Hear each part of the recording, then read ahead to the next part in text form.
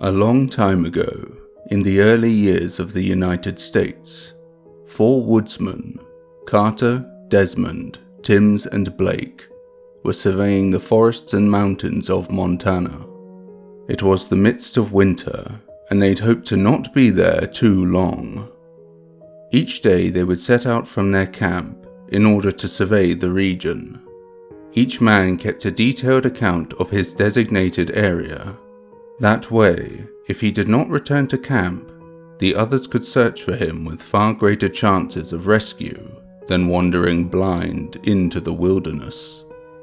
Back at camp, the 4 would recount their day's discoveries, document them, and get plenty of rest for the next day's work. However, within the first weeks of their excursion, Blake, who had been scaling higher than most thanks to a seemingly natural pathway, began to report of strange occurrences. Markers he'd left on trees and rocky alcoves the day before found moved the next morning. Unsettling noises heard reverberating across the mountains and through the dense forest. Blake was no novice. He was an experienced outdoorsman who was cautious but did not scare easily. The others felt that perhaps there were natives in the region who were unhappy with them being there. However, they had dealings with locals before, and this was most uncommon. Maybe it was just the cold and altitude playing on an aging mind. But when asked if he wanted to take someone else's route, Blake refused. Whatever had him spooked also had his attention. One day, Blake did not return to camp for their check-in, and believing he may be in need of help, Carter and Timms set off to render aid if they could, while Desmond stayed in camp in case a wounded Blake managed to make his way back in need of medical assistance. Carter carried a rifle and a knife, should they run into any unwelcome wildlife, while Timms was armed with a hatchet. They brought food, water, a lantern, and medical supplies, just in case. Up the trail they climbed, following Blake's directions as best they could. The higher they got up the mountain, the less reliable their map became. The markers Blake had left weren't missing, but like he'd said, they had been moved. They seemed to be leading somewhere off from the drawn map and into rougher terrain. The 2 suspected that perhaps Blake's curiosity had gotten the better of him, and maybe he'd followed the new direction. So if they wanted to find him, they'd have to do the same. They scaled their way across the new route, which leveled out into an easier path after some brief wall-hugging moments. One which very nearly ended their search early, as Timms, who was ahead of the 2, slipped on some loose stones and nearly fell into a jagged, broken branch, which reached up towards their pathway. But while the path eventually became more of a relief, their journey did not. Across the stone around them were markings, indicating tribal land, which only put them more on edge. Perhaps Blake had a run-in or was taken captive. Yet, they kept finding Blake's markers leading them on. Daylight was fading, but before either could suggest turning back, they passed by some trees, and nestled within the woods was a cabin. The 2 men rushed towards it, hoping to find their colleague inside. But the structure was empty, save for some old cots with dusty furs left on them. However, their search wasn't in vain, as there were some recent bandages left behind.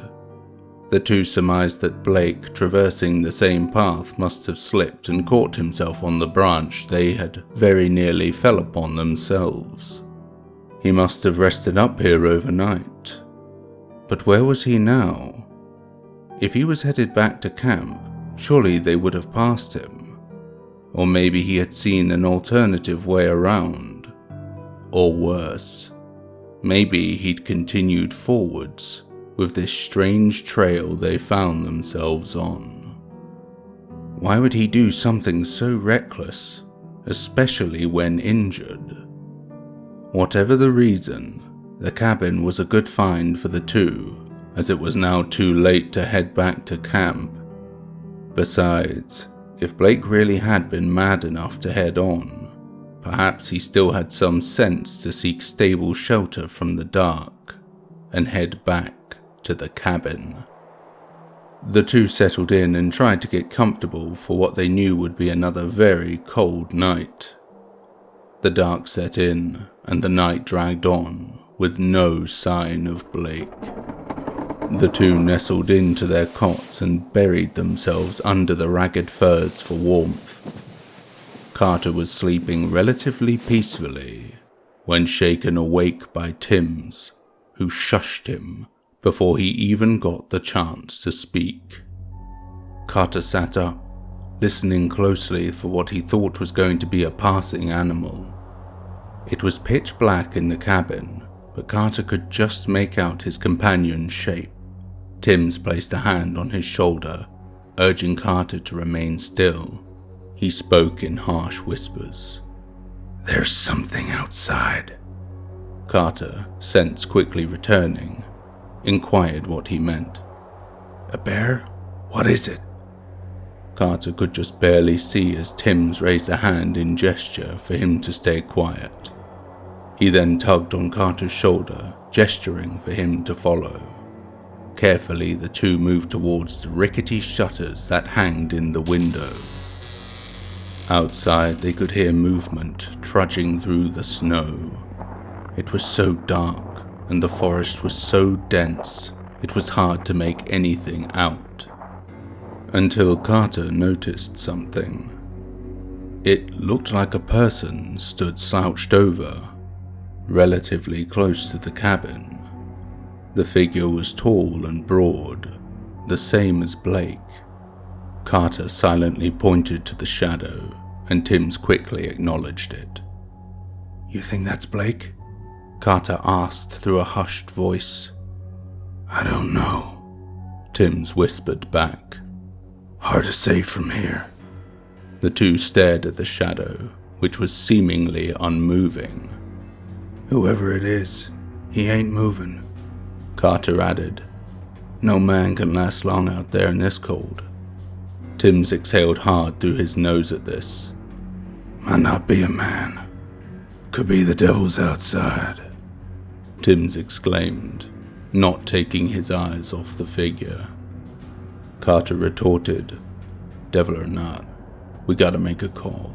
Hold up here, or greet our guest." Timms and Carter remained quiet for a moment, before Timms gave a reluctant nod towards outside.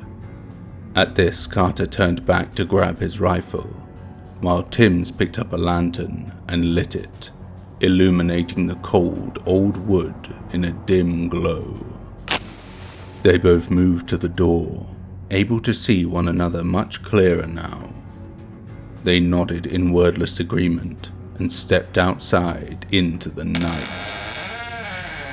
The snow cracked beneath their footsteps as they made their way beneath the trees, the bitter air freezing their lungs and prickling the bare skin of their faces, urging them back inside. But they would not return until they found out who was there, watching the cabin. They walked on until they felt they were but a few feet away from the large, shadowy figure. Carter, rifle at the ready, stood just behind Timms, whose arms stretched out the lantern as far as it could, the light shimmering amongst the dark. The figure did not move. "Blake, that you?" Timms broke the silence. A moment passed with no movement from the stranger, before finally a crunch of snow echoed in front of the two men and moved closer to them. Crunch, Crunch, crunch. The steps grew louder and closer, until finally, into the light came a bearded, disheveled face. It was Blake. Carter and Timms gave a sigh of relief, and Carter lowered his rifle. "Damn it, Blake, you scared the shit out of us," Carter exclaimed in frustrated reassurance. But Blake didn't answer. Instead, he just stood there, staring at them, eyes hidden beneath two heavy shadows. Or at least, that's how it looked. Their ease was quickly erased as the silence continued. Timms leaned forward, shining more light onto Blake, and revealed the horrible truth. Blake's eyes weren't hidden. They weren't there at all. Neither were his bones or flesh. What they were looking at was the skinned remains of their former colleague, and it was just standing there, hanging in front of them. Further crunching of snow echoed around them, and the large dark stature grew larger still, raising Blake's flayed remains higher and revealing patches of various animal pelts and human skins dangling in front of the two horrified men. Above them came a myriad of sounds, cracking and snapping like rigid bones, deep, hungry moaning. And then, two pale, gleaming eyes stared down at them. Just then the giant creature swung and hit Timms against a tree, knocking him to the ground. Carter raised his rifle and opened fire at the beast, but his bullets had seemingly no effect on it. Carter turned in an effort to put some distance between him and his attacker, but his efforts were in vain. In one large step and a swing of its arm, it knocked him into the snow. He turned over and took aim, firing higher this time in order to shoot its head, but he missed. He could see it slightly clearer now, his eyes adjusting to the dark once more. It was truly monstrous. A bipedal creature, he thought, but not like any human. It was a giant in its own right. Carter tried to take aim again, but a large hand came down upon his head and shoulders, burying him further into the snow. Across the monster's hand were a glove of pelts and skins crudely stitched together. But the worst part was what they presumed to be its claws, thick, rough, and cold. So cold it burned Carter's face with terrible pain. In the struggle, he managed to take out his knife and slashed at what he believed to be the creature's wrist. It quickly raised its hand, grunting in pain, before angrily plunging one of its disgusting nails through Carter's shoulder, all the way through to the other side and into the snow. Carter screamed out in anguish. As the creature rose up another claw, a cracking sound marking it stretching out and hovering over Carter's head. There was a sudden burst of flame spread out across the monster's back. Timms had gotten up and smashed the oil lamp across the beast. It panicked, using its other arm to try and extinguish the flame, all the while still pinning poor Carter through the shoulder. Timms then appeared beside them, hatchet in hand, and began hacking away at the piercing claw. Carter joined him in attacking the extremity until finally the monster began to back up, leaving the appendage behind, still in Carter's shoulder, who was now more determined than ever to drive this thing away. He managed to load another round into his rifle and aim it as best as he could. Firing, he managed to wing the monster's head, causing it further pain. the beast so fraught with agony, it quickly retreated back into the forest, the light from the fire upon its back swiftly fading further and further away. Timms helped Carter up and back into the cabin where they dressed his wound. For the rest of the night they suffered no further attacks, but every now and then they thought they could hear it, the monster crunching through the snow or growling out towards the cabin. When morning came, they both made their way carefully down the mountain and back to camp. Desmond was horrified to see the condition they were in, and while upset to hear what had happened to Blake, believing them when they told him he was dead, he was skeptical of their story, trying to reason that maybe they'd fought a diseased bear or something of the like. That was until they produced a large wrapped object from Tim's pack. Desmond's face dropped when he saw it. They had been wrong before.